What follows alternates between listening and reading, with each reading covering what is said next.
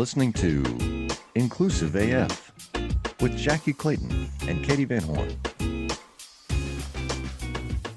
Happy New Year, Jackye Clayton. Happy New Year.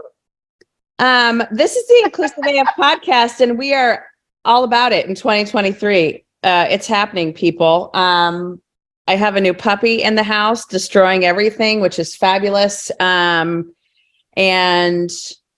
that's really all I've got. What do you have going on there? Listen, you need help for that. I don't know why you got another dog. We should talk about that. Nothing. I've got absolutely nothing, which is perfect. It's exactly where I want to be in wonderful Waco, Texas. Things have been great. I'm ready. I'm fired up for 2023. That is good to hear. I am, I'm easing into it. I'll leave it at that. Without further ado, we have an amazing guest to kick off 2023.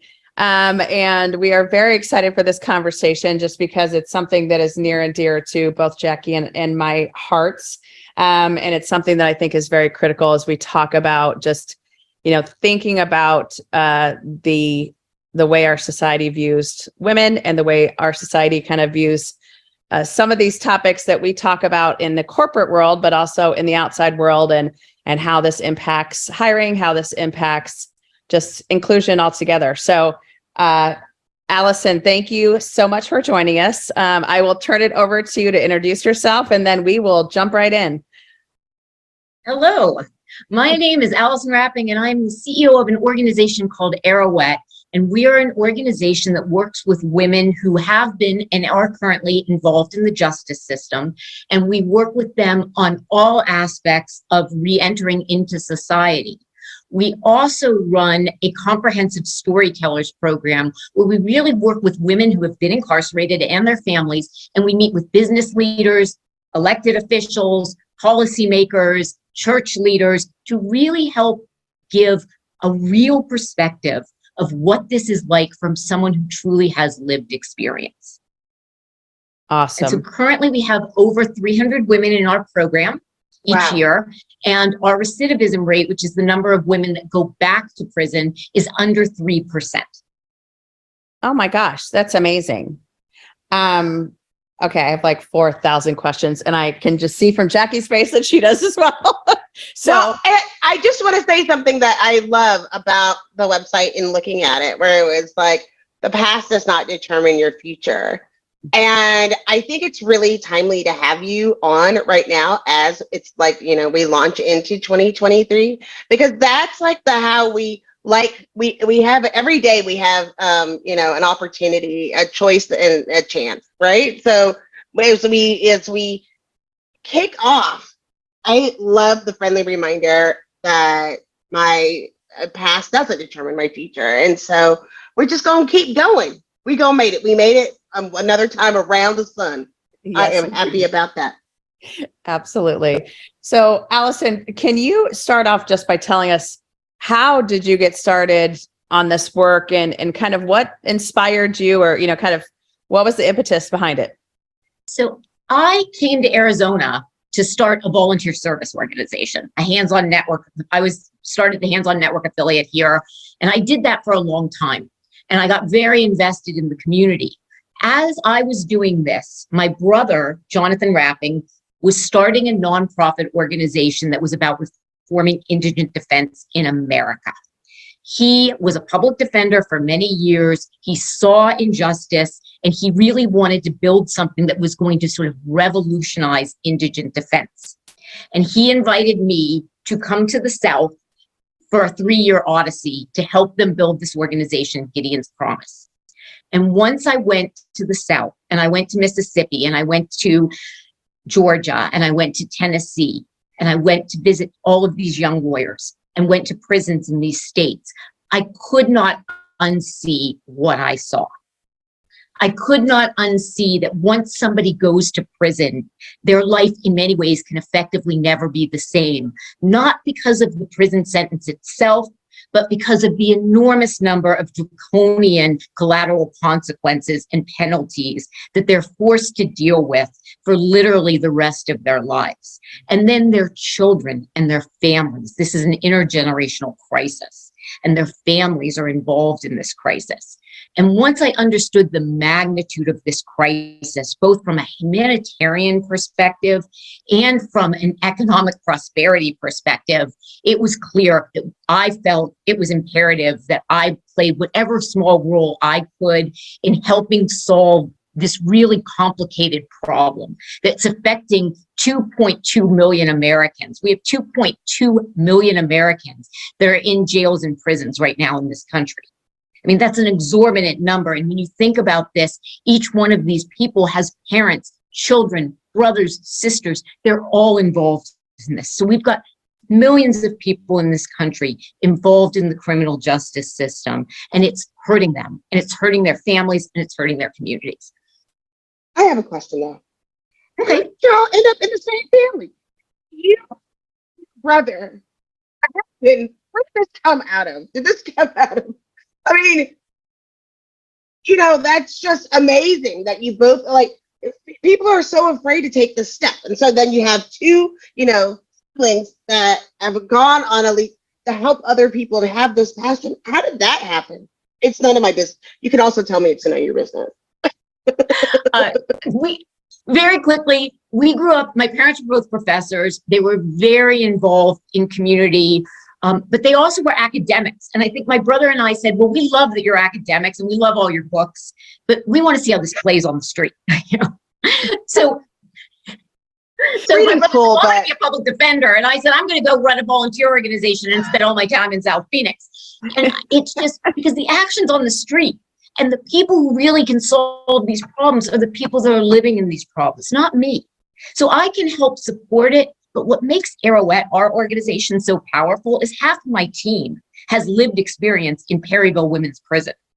And the strongest women in my organization collectively have spent more than 60 years in that prison. So they know how to be incredible advocates and supporters to the women coming out after them. Wow. Okay. Dang. So yeah, these are the interviews when Jackye and I pause before the next question, because we're processing everything you're saying, and it's just absolutely, it's just cool. So I want to start with the women that you're working with. What are the things that they need, and what is the support that you're able to give them? What are the challenges that they face? Other than, I mean, you've already mentioned a few of them, but what are they looking for, and what do they need help with? Well, imagine that you walk out of a prison gate having been incarcerated for 10 years or more, and all you know is the orange that you have been wearing. You haven't had your hair done. You haven't worn civilian clothes. You haven't had a job. You haven't had to write a resume. You haven't earned any money. You haven't paid Social Security. You are walking into a whole new world. So what women need, first and foremost, they need love and a hug and we're here and we've got you and you're our sister and you're here, we're here with you. But they need everything. Most women coming out of prison in Arizona are coming out with the equivalent of $250 and maybe a paper ID. There are a number of women in the Arizona prison who have the luxury of retention jobs, which are wonderful jobs in the prison that do pay. And some of those women are able to come out with a nice nest egg to start their life. But the majority of the women come out with very little. Here's the other part. Think about this. You go into prison. You have probably atrophied the majority of your skills. The majority of the technology and everything that you know has now changed. And so now you're coming out. You may have no money. You may have lost all of your family support. You are probably going to be obligated to go to a halfway house. There are some excellent halfway houses. There are also some terrible halfway houses. You don't always know where you're going to get to go. Then you need to be able to reintegrate with your family. You need to be able to reintegrate with that child who was 2 when you left, and now they're 12. You have to be able to figure out how to get your first job. You have to be able to figure out how to open a bank account, how to drive a car, how to apply for an apartment when constantly that door is slammed in your face because we don't rent to felons. Even if your felony is 30 years old and it was for something like smoking marijuana when you were 18, but you're still not going to be able to get an apartment. So the needs are significant for anyone coming out of prison. What we do is we are there to walk shoulder to shoulder with the women. We start our program inside of the prison. So we start inside of Perryville, and we are very, very grateful to the prison and to the governor's office because they allow us to be a part of the Second Chance program, which is Governor Ducey's program that is now serving about 200 women a year in Perryville. Arouet is part of the Second Chance program, and we run a full series of reentry programming for women. Then we have our immediate need. That's the second part of our 4-phase model, which is anything you need. Do you need a ride? Do you need to get signed up for access? Do you need food stamps? Do you need a hygiene kit? Do you need food boxes? Do you need clothes? We will work with you to get all of that. Then the second step is, what do you want to do? What kind of career do you want? Do you want to get technical skill? Do you want to get a certificate? Do you want to go right into the workforce? How do you want to work on moving from minimum wage to livable wage? So we do a lot of workforce development work with them. We do a lot of work with them to help them be able to overcome the fear they have of telling a potential employer, hey, I have a felony conviction on my record. And so we do a lot of work getting them situated. We do financial coaching. We do employment coaching. We run all kinds of wraparound services. And then we also are very invested in helping them access the healthcare system. So realize women have had probably limited amounts of healthcare in the prison system. But when they get out, they're eligible for access, which is the Medicaid program. We call it Access in Arizona. That is a major program. But imagine trying to figure out how to manage this when you've never, ever maybe been to a doctor before. So we work with them to be able to access the complicated system of how do you get a primary doctor? How do you then find out what kind of behavioral health services do you need? What kind of preventative services do you need? What kind of holistic care do you need? Then we work with them on helping them find for them, what is their spiritual journey? How can we help them find the places that they want to go that are meaningful to them? We are never prescriptive in what we do. It is what they want, and how can we help you define your success? We are not going to determine what success means to them. We're going to walk shoulder to shoulder with them to help them meet their life as successes as they want it to be. I love that. The fact that you're, we talk about diversity. Part of it is, meeting people where they are and making sure that you're giving them what they need, not just a program or a, hey, HR spun this up and it's for everybody, but really making sure that you're looking at the individual and what their needs are. And I think that is just such a critical piece. And, I think when you think about the services, and this is something that, we've talked about, especially with folks in marginalized communities, that they maybe don't know about different services or don't know that there are things that they can do to have someone help them write a resume or help them, as you just mentioned, like get, access or whatever it might be. And, what a journey that is to even just uncover what's out there that can be helpful and can be, something that supports whatever their journey is. So that's amazing. When like the folks that are going into your programs, without getting too specific, but you mentioned that a lot of them have felony convictions. Are these folks, that they go into the system, are they younger folks? Are these older folks? Like, what is the kind of the demographic, I guess I would say, of the folks that you're supporting and that are going through these programs? Great question. And if you've seen one woman, you've seen one woman.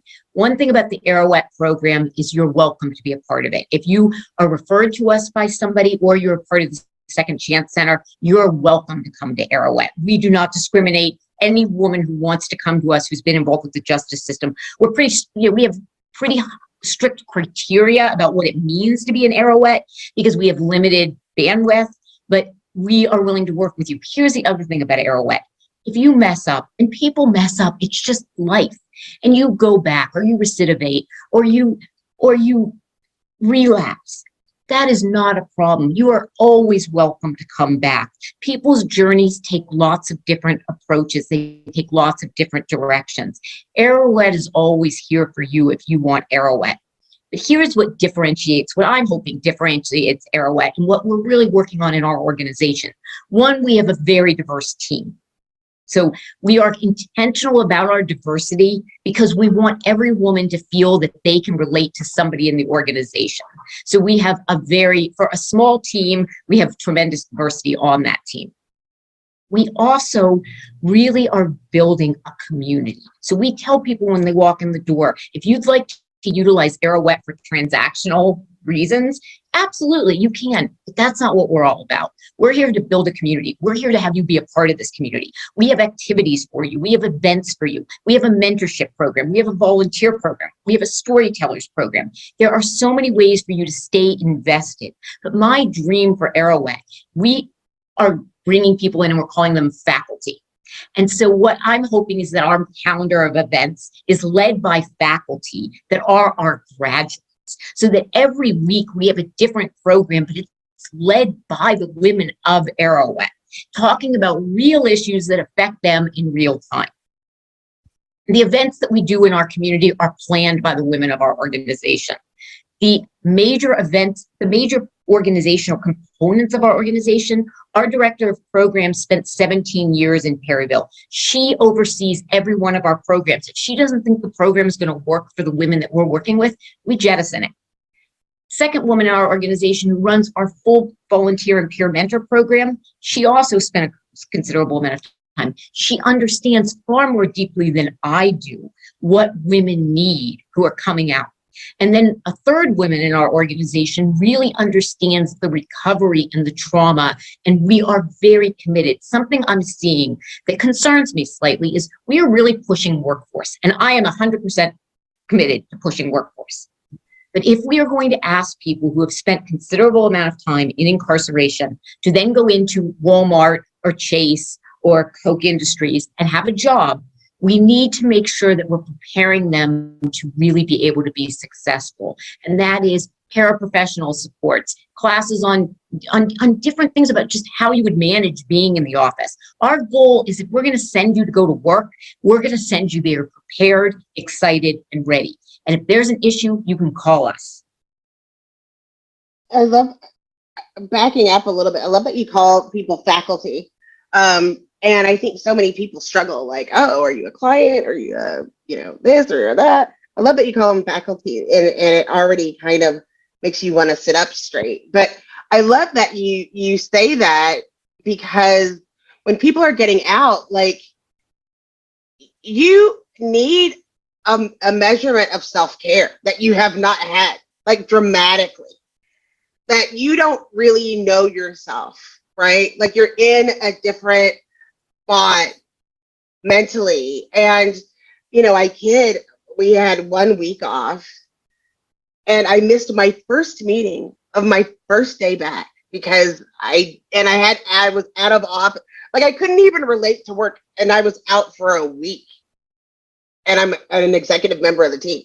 So I can't imagine 10 years to even understanding. And like you were saying, the technology is different, especially if you're thinking about retail or like food service or, even working with cars, completely different.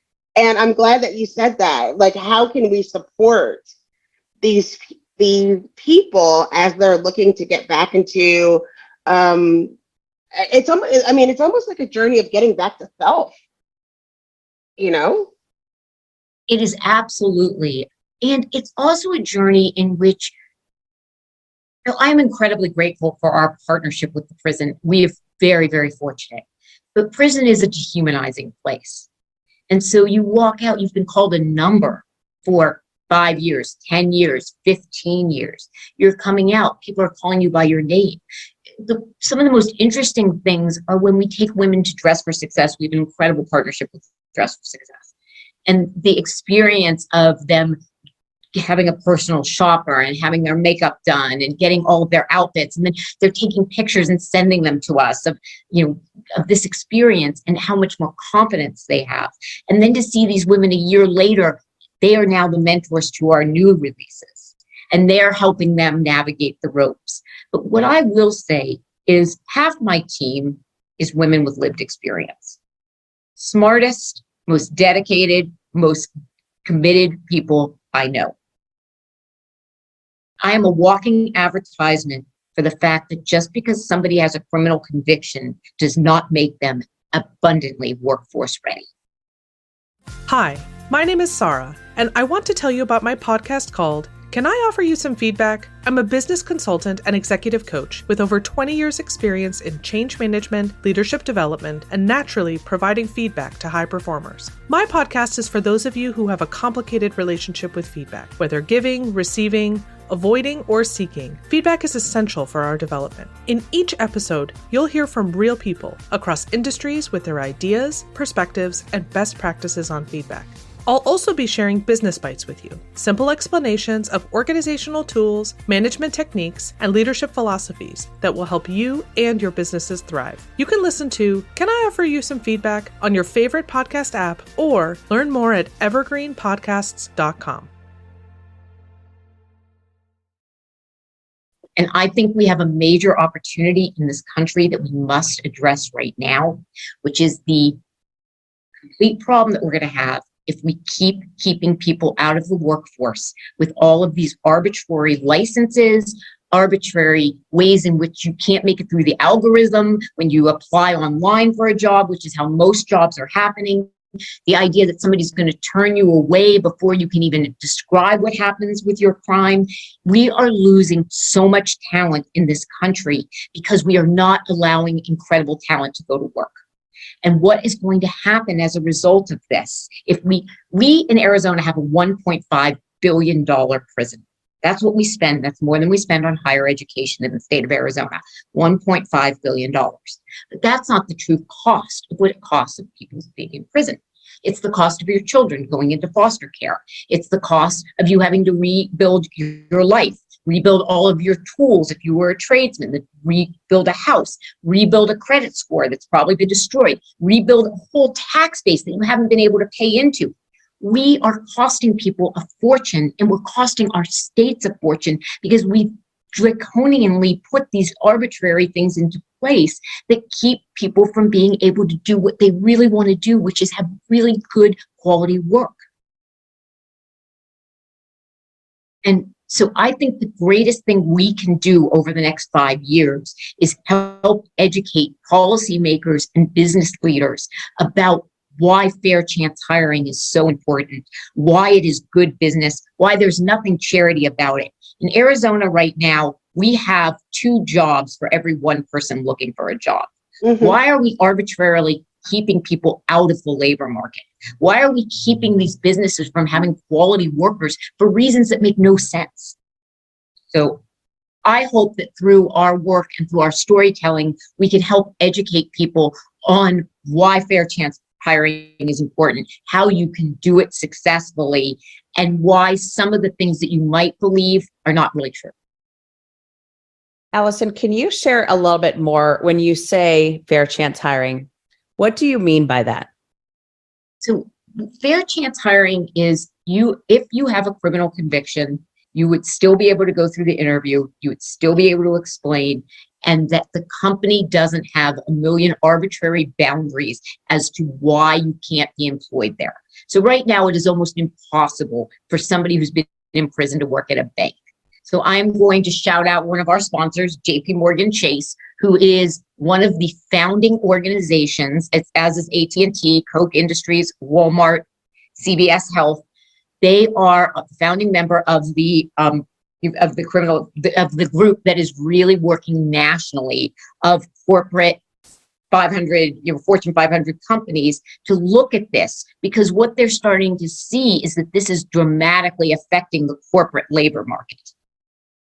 And we've got to get people back to work. It's not healthy for their families.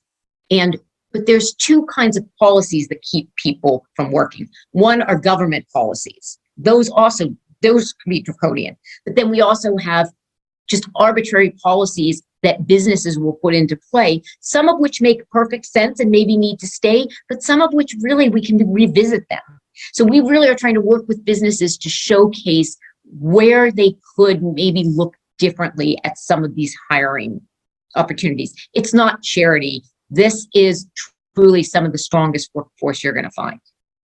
And, we use Good Hire to running background checks, and we're like looking at Checker. We were able to like put the parameters, like looking for very specific things, and then I like that it also gives people an opportunity to respond. Like when we're looking at this, like this is the situation. We don't have a hard fast rule that would not eliminate people, but there's so many times where people are afraid, and whatever the situation, how they got there. You're talking about trauma and then reliving that experience over and over and over again to be rejected. I can't imagine how painful that is. So I can't tell you how many letters I have written on behalf of our participants to the same well-known company in our community. And it doesn't matter how many letters I write, they won't hire them. So that's where, I just think that this is a major, major problem that is only going to become a bigger problem if we don't start to address it. Because if we make it impossible for people to be able to work, that means they can't feed their children. That means their children are going to be suffering. That means their children are going to enter a welfare system or a behavioral health system, or their children are going to have anxiety and trauma that they just don't need to have, because we create something very draconian on the front end without really thinking through what the long-term consequences of these decisions are going to be on the back end. I think that's the biggest piece that I always think about is, all of the things that you think about of a job, someone having a job, and just that basic kind of human need, and what that trickle down is of, you're talking about your brother's organization. If they're not able to find a job, then do they end up in his being supported by him because they're now on the street, unable to have a job, children on the street, all of these different things. And also what that does from if we are talking about government and, government support, all of those things, like there's just such a trickle down and a cost associated with it. So even if you're not thinking about it from the human level, there's also the financial level. There's that trickle down level of all the different things that happen. And I think that's the piece that people also don't think about. And, I am always fascinated by people like, oh, well, they just want to be on welfare. They just want to be this, that. And I'm like, no, that isn't true. And how many people do you know that it is that embarrassment of I'm applying for a job and I have to put this information on there. And that's really embarrassing because this happened 15 years ago, but I know they're going to find it when they do that background check. So I have to list it, or whatever it might be, or having to have that conversation of, let me explain what happened. I was involved in whatever. And it is, I can remember just, in the evolution of being in talent acquisition and recruiting, that when I first started, there was a matrix that you followed. And it truly was, if then, they had a felony conviction. Thank you so much. Thank you for your time. Bye-bye. If they had a misdemeanor, okay, well, what was it for? And all of these different pieces. So it wasn't even hey, you have a felony, let's talk about what that was. It just was, you're done. And I think there are so many, I'm happy to hear and to see that so many organizations are evolving from that place. But I think there's just so much more that needs to be done education-wise for organizations. Here's another interesting thing. There's not one woman in my program that says they didn't commit the crime. I mean, look, people are honest about what happened to them. They made a mistake. The women in our organization, they own the mistake. They are willing to pay for the mistake. They take responsibility for the mistake. But the problem is that in some of our states, our consequences are so great that even if you are so completely sorry, you served your time, you still cannot get your rights back. You still cannot get a job. You still may not be able to get your child back. So there's a lot of reasons why we need to make some changes so that we can build a healthy society for families and do what is best for our country, which is allowing families to be together and make meaningful livable wages so that they can raise their children. And that's what we're trying to do, is give people those opportunities to have the families and the life that they deserve to have. I'm glad that you said that. I've been working on talking about why diversity programs fail.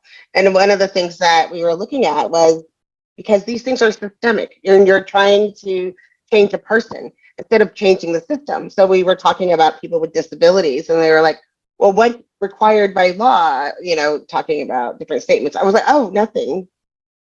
They're like, and then they got so upset and they went off and I was like, go vote. Like, this is nothing. You can tell me all day. You asked me about compliance and I let you know the answer. And people are shocked, but you shouldn't be shocked. And I think if you broke it down by state or, different districts, people would pretend to be shocked, but the information has been there all along. And so it's like, I'm done with willful ignorance. Like, how do you think this was going to go down? And I love that it's like, oh, tell me about your felony. What are you going to do about it? After you hear about it, what do you have to say? Because you're so completely biased. You can't imagine being in the situation. What exactly are you listening for? I mean, what we tell the women, we kind of have a sense. It's really about being able to. There's a very, own what happened, be able to talk about it and talk about how your life has changed. We don't tell people to spend a lot of time talking about this. It's over. As long as you are remorseful and that you've seen what you can do, you shouldn't have to keep reliving it over and over again. And your story shouldn't be somebody else's entertainment. And they shouldn't have to relive their trauma for your aha moment. Yes. I think that's one of the pieces that I have seen time and time again is the salacious details that, and, I am in HR and have heard way too many folks come to be like, oh, did you know this, this, and this? And you're like, whoa, are they doing a good job at work? And like, that's the focus. But it also is interesting to me, thinking about how we approach this stuff and, what Jackye just said, the reliving of the trauma. And I think that's something that you're thinking about the mental health and the support for women. And, especially, a lot of them I know are in situations that they were forced to, or were, put into a position that this was their only option or, whatever it might be. And yes, taking accountability, of course, for their actions. But I do wonder that the other side of this of when they're having to relive that trauma, what does that do and how does that impact them on their recovery, on their journey to kind of changing the way that they are trying to rebuild their lives? Like, I think it's back to what I said earlier. If you've met one person, you've met one person. So everybody's story is going to be slightly different. But one thing that I think we have seen some consistency in is the majority of women who go to prison because of trauma, abuse, substance use disorders, and mental health. Usually what brings a woman to prison is a traumatic series of events in their life. And then once they are able to dissipate the trauma and get out of that environment, they are able to rebuild their lives. But I think this is another really important thing, is that people who go to prison are often traumatized people who have had terrible things happen to them or have experienced something terrible. And so sometimes I feel with prison, we are not always as empathetic at understanding. So we take somebody who's traumatized and we put them into an environment that's also traumatizing. And yes, we understand that it has to be prison, but when they come out, we really need to be able to work with them to move on from that experience and to not constantly have to relive that experience. And that's why I think for a lot of women who enter the justice system, they've had limited access to health and behavioral health services. And that's why we really are pushing very hard to build relationships with our healthcare organizations so that we can really help them get the support and care that they need to be able to move forward. Well, and then it's so hard to get access. Like, it's hard to get access to healthcare, and then you get access to the medicine, but then you have to have access to transportation, and you have to have access to, get the follow-ups. Like, it's this never ending thing. I mean, and I mean, I think that's the big joke, like within our industry, where people say, oh, well, it's the right thing to do. Listen, I've been on the same medicine for almost 20 years. CVS hates me. They text me every month with the same medicine for 30 years. Like, are you going to pick it up? Do you need a refill? You got to go to the doctor. And I'm always like shocked for some reason. Oh yeah, I forgot. And so to have somebody, and that's having the privilege to be able to drive, around the corner and doing that, right? And then it's like, what part do we own? And I feel like there's a lot of people that like to call themselves allies and like, oh, I can offer support.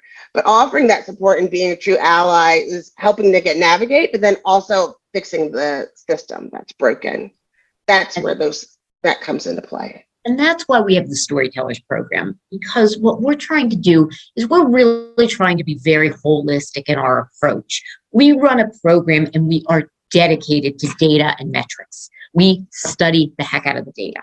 So we know what programming and what interventions we're doing that really work.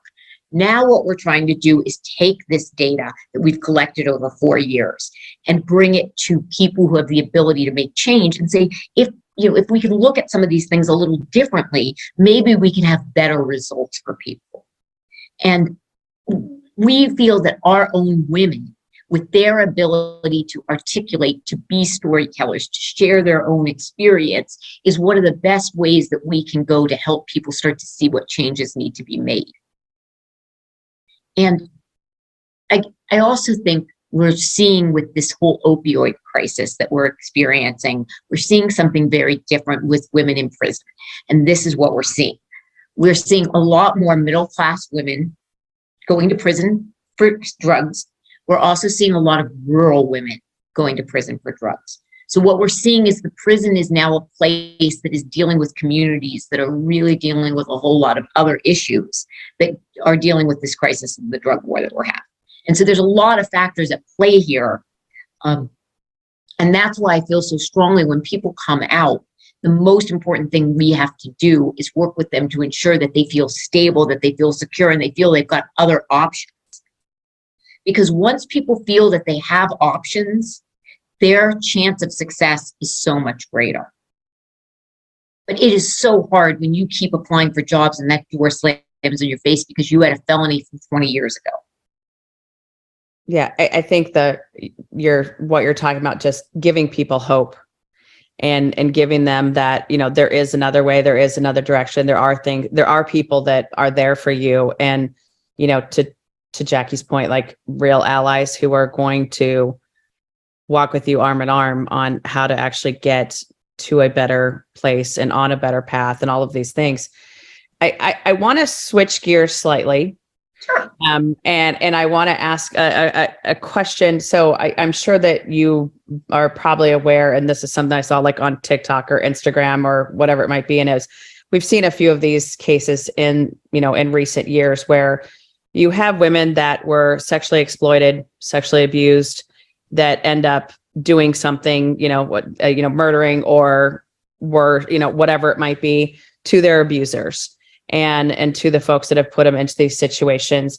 And I want to just talk about that and kind of open that up a little bit, because I think that's another piece to this, criminal justice reform and the way people think about women that are incarcerated or have been incarcerated, that it's just this imbalance of power. Would love for you to talk about that a little bit, if you don't mind. I think one thing that people don't fully understand in why people go to prison for sexual reasons. Women can potentially be sex trafficked starting at age 16, 17. By the time they're 19 or 20, they're no longer valuable to that person as in the same role. So they use the person in a different role. Then that person, that young woman, ends up doing something and getting arrested. She's not going to turn on the person who put her in that situation. She's going to take the rap for all of this. So you have a woman who literally had been abused for many, many years, and then does something really because she's with an abuser, and then she ends up going to prison.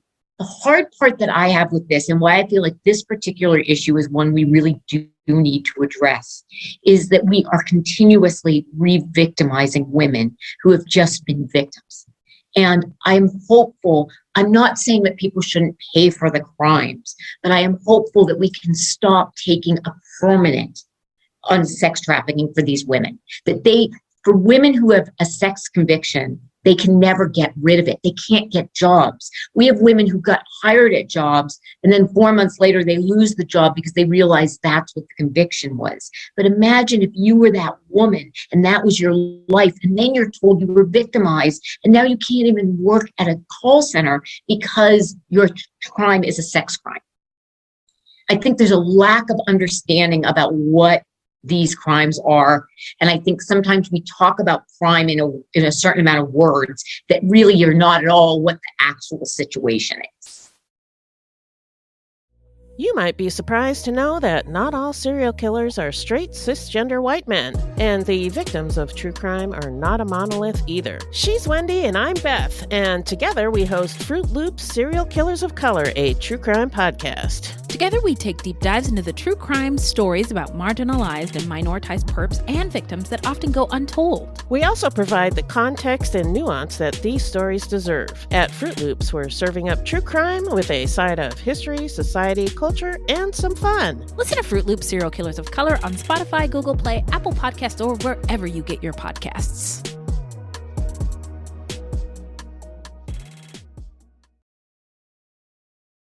Yeah, yes. And I think you just said the word words, and I think that's one of the pieces that is such a critical piece to this of, and I don't know if you said this after we started recording or beforehand, but they're not felons. They committed a felony, and humanizing people versus putting them into a bucket, putting them into a dehumanizing space. Especially, someone that has been traumatized, in a sexual way, there is such a dehumanizing and, almost a removal from self that is that self-protection mode that they go into. And then on top of that, to have that happen, and, to the example you just gave of, can you imagine starting a job thinking, okay, finally, I'm on a better path, and then having the rug pulled out from under you 4 months later. And I think that's the piece too, that we don't need to know the story. We don't need to know all of the background, but I think being able to say, yes, you did the time. Now let's move forward. Like, there's no one that can say, I haven't made a mistake, or I've never done anything wrong.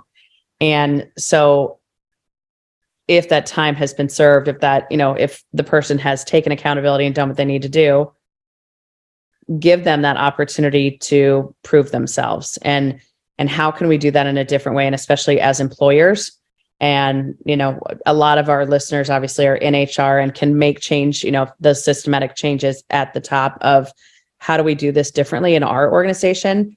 So I think that's a piece too, that just, we keep coming back to that.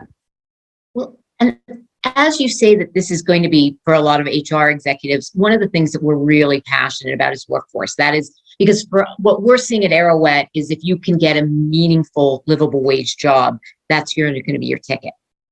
And so we are very committed to workforce, and we hosted an event at the Biltmore Hotel last year, partly because I just got frustrated with the doors getting slammed in the face of so many. I just couldn't take it anymore. I mean, we keep slamming the doors in the faces of these amazing women. And so we decided to make a major investment and host this event at the Biltmore Hotel and brought in national leaders, including the head of the Jackye Foundation. And we really tried to make a case to Arizona businesses for fair chance hiring.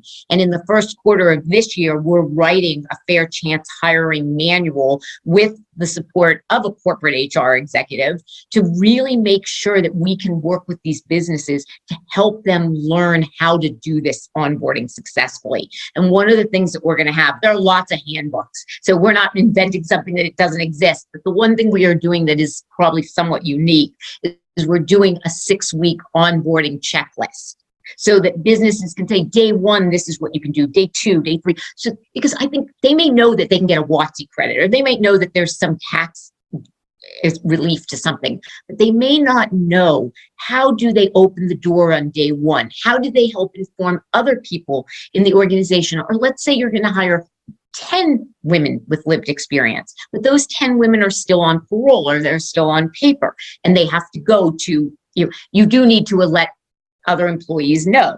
And I think we really want to make this handbook so that we can help HR people and managers see and have a path to support the fair chance hiring they want to do in their organizations. I'll speak for myself and for our listeners.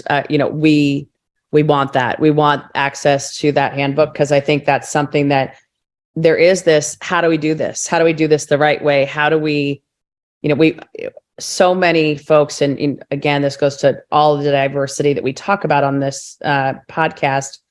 It's how do we do this the right way from day 1 to make sure people feel included, feel like they're a part of the organization, feel like they can do great work and be proud of what they're doing and make an impact in all of these things.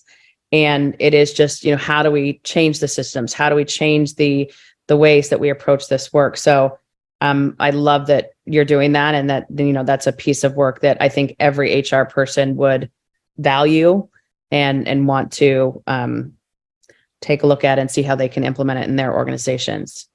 I want to say something quickly. Yeah, if you are listening and you do want to make that change, do not let perfect get in the way of you reaching out. Don't wait on Alison, even though Alison, you're a very fine person, and I'm sure it's going to be lickety split before this thing is done in everyone's hands. But so often people are like, oh, I don't know what to do. There are a lot of organizations that will hold hands, and then you can, have regular meetings and have various coaches. And even if we learn these various pieces, take your time, understand that you're going to make these mistakes. And I always say, make these mistakes quick and often, and then learn, and then grow, and then share what your learnings with other people. And there are 2 great handbooks that I can actually share right now that are not about Arouet. But SHRM has a handbook, Putting Talent Back to Work. It's a great handbook. It focuses more on the tax. It's less of an onboarding book, but it's an excellent book. And then CEO Equity, which is the group of Fortune 500 companies that all have executives working on some of this work. They have an amazing woman working on this, and they have an excellent onboarding handbook. So we're trying to make ours more unique to Arizona specifically, but I feel like we need far more of these handbooks, and they need to be in people's hands. Awesome. And we will make sure to add those to the show notes so folks can link to those and learn a little bit more. So that's great. So last question. What do you want to make sure people heard during this conversation? What do you want people to do? What are the things that leaders, HR folks, whoever it might be, can start doing? I think the first thing is we have to move to people first language. We have to change the nomenclature. If you watch, and many of us have watched Law and Order. My mother wrote a book, Law and Order as Seen on TV. And it's all about the prosecutor and the police. We use language often that continuously victimizes people. We say you're a felon. We say you're a convict. You are not a felon. You are somebody who had a felony in probably the worst day and worst year of their life. The majority of people who have a felony are not felons. They did something wrong. Many of us have done something wrong. Many of us had done something wrong. We just didn't get caught. So it is so important that we think about changing the language. But the second thing that I think is critical is that we have a lot of arbitrary barriers against people who have had involvement with the justice system. There are so many arbitrary barriers, particularly in HR. And if you can look at your company and think about ways that you can look differently at how you ask these questions, or what your policy can be, or where you might be able to take a chance where you maybe couldn't before, I just encourage people to look differently, because otherwise we're going to have 1 out of 4 Americans with a criminal conviction in this country who will not be able to get a job. So then we will have 1 out of 4 adults that potentially will all be on a welfare system. All of their kids will be on the welfare system. This is a massive crisis. So we can solve that crisis one at a time right now by each of us just thinking about something we might be able to look at in our own policy that we might be able to change so we can give somebody a chance. Awesome. Jackye?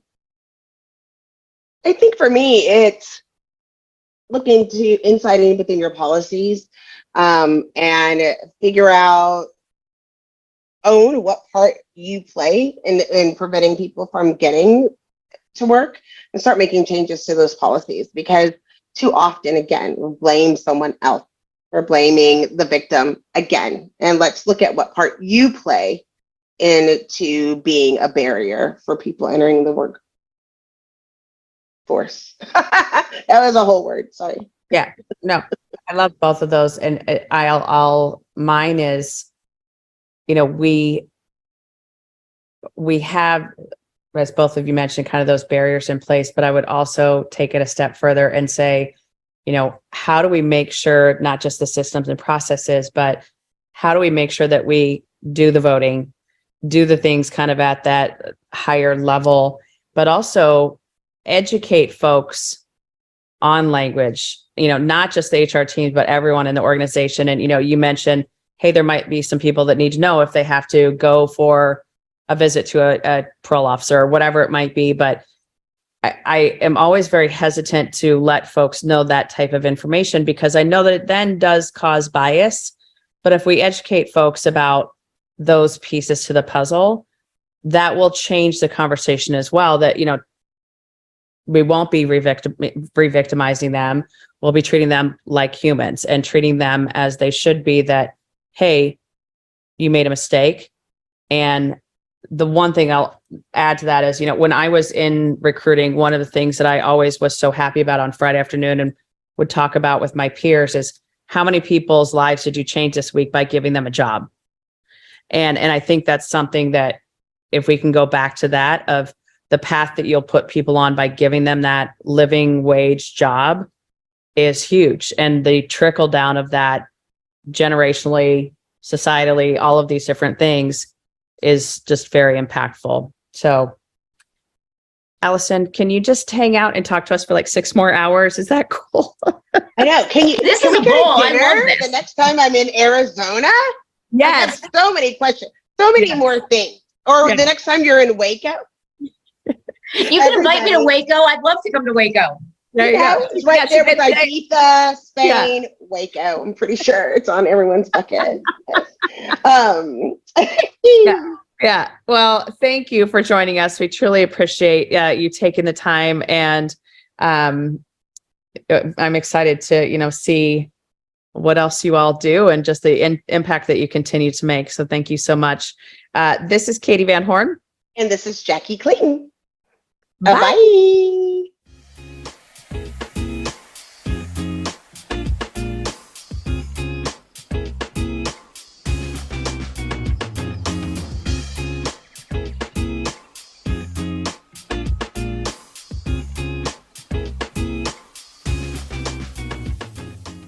Hi there. This is Katee Van Horn.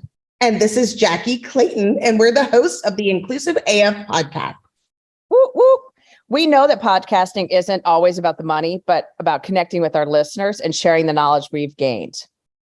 That's right. We'd like to recommend 2 podcasts from our evergreen podcast family. These podcasts are full of insights that can make your life better. So make sure to tune in. We think you won't regret it. Discover the insights and strategies for success in the recruitment and job board industry with the Inside Job Boards and Recruitment Marketplaces podcast, co-hosted by Stephen Rothberg of College Recruiter and Peter Zollman of the Global Business Intelligence Service AIM Group. Each week, they interview customers, vendors, and partners of some of the world's best general and niche job boards and recruitment marketplaces to help you make the most of them. If you're hiring at scale, the High Volume Hiring Podcast is your go-to resource. Hosted again by Stephen Rothberg, the conversations center around the issues faced by employers who need to hire dozens, hundreds, or even thousands of new employees. Subscribe to both podcasts today and start listening on all major podcast players. Get the insight and knowledge you need to stay ahead in the job board and recruiting industry.